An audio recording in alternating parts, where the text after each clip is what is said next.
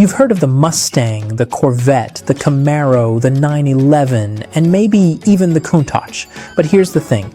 In nearly a century and a half of automotive history, thousands of cars have come and gone. Some of them made headlines, while others quietly slipped into obscurity, despite being absolute gems. Today, we're taking a ride through time and shining a spotlight on the best cars you've probably never heard of. From forgotten luxury machines to underdog racers, these are the cars that deserve a second look. At number 1, the Alpine A106. Most folks know the Alpine A110. James Bond drove one, and it became a rally legend in the 1970s.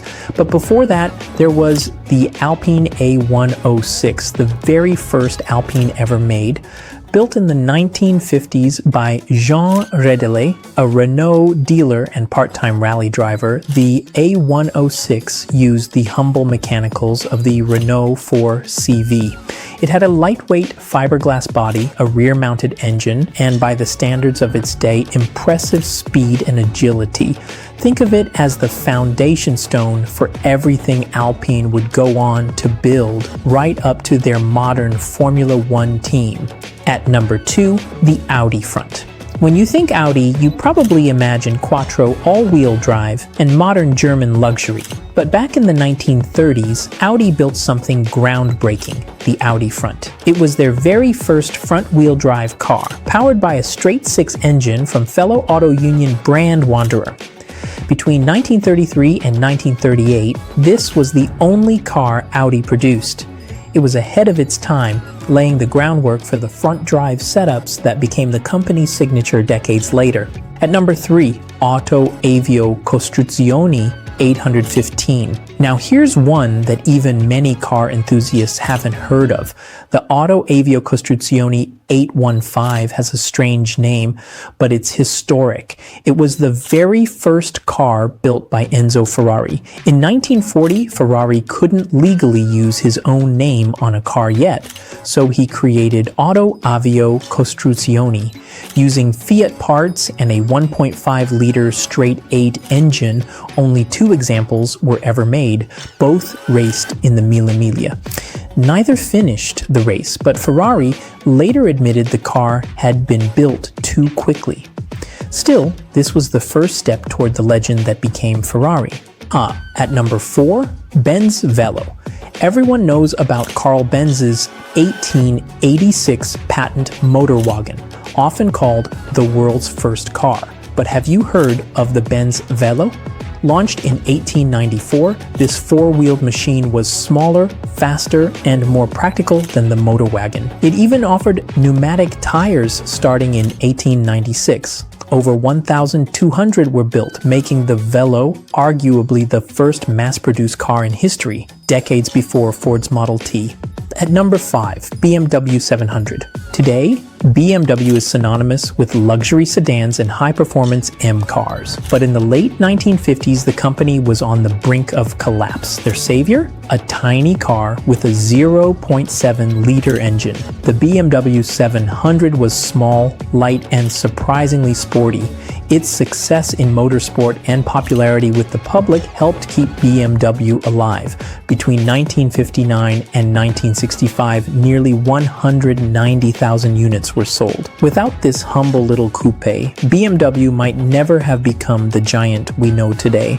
Please hit the subscribe button if you're enjoying this video. It really helps the channel.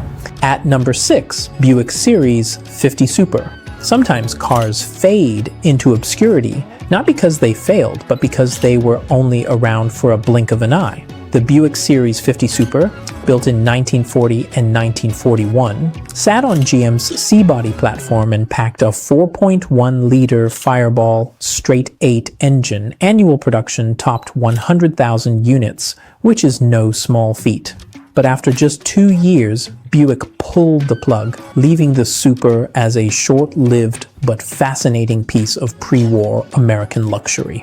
At number 7, Cadillac Series 72. In 1940, Cadillac offered the Series 72, a slightly shorter and cheaper version of the prestigious Series 75, powered by a 5.7-liter V8.